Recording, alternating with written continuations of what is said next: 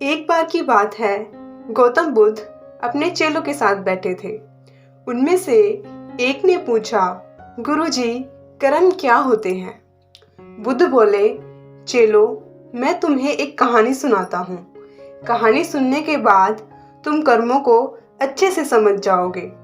बुद्ध ने यह कहकर कहानी सुनाना प्रारंभ किया और कहानी इस तरह है कि एक बार एक राजा अपने हाथी पर राज्य की सैर कर रहा था। अचानक वह बाजार में एक दुकान के सामने रुक गया और अपने मंत्री को बोला, पता नहीं क्यों पर मैं इस दुकान वाले को फांसी दिलाना चाहता हूँ।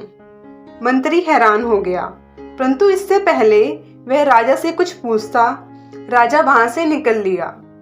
अगले दिन मंत्री साधारण कपड़े पहनकर उसी दुकान वाले के पास पहुंचा। उसने बातों बातों में पूछा, तुम्हारा धंधा इतना मंदा क्यों चल रहा है? दुकानदार, जो कि चंदन की लकड़ियां बेचता था, दुखी हृदय से बोला कि मेरे पास मुश्किल से ही कोई ग्राहक आता है।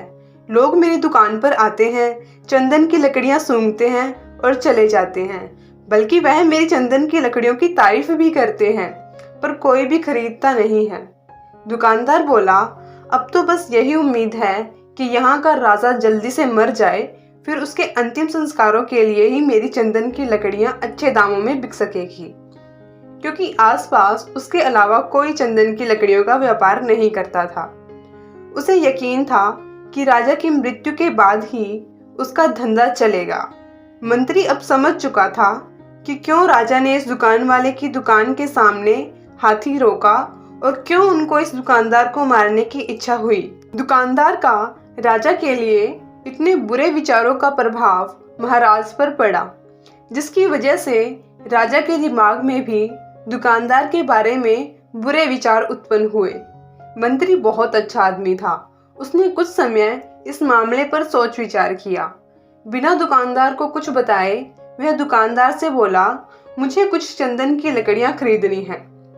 दुकानदार खुश हो गया और मंत्री को चंदन की लकड़ियां दे दी। जब मंत्री महल वापस आया, वह सीधा राजा के पास पहुंचा और बोला, जिस दुकान के सामने कल आपने हाथी रोका था, उसने आपके लिए उपहार के तौर पर चंदन की लकड़ियां भेजी है। सुनहरी, खुशबूदार और स्वस्थ चंदन की लकड़ियां देखकर राजा खुश हो गए।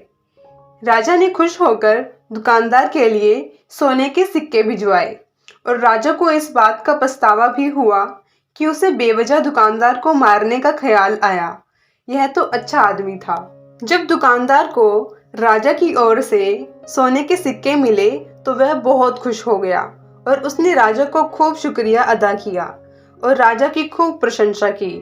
सोने के सिक्कों ने उसकी गरीबी मिटा दी और उसने राजा के लिए बुरे विचारों का पछतावा भी किया।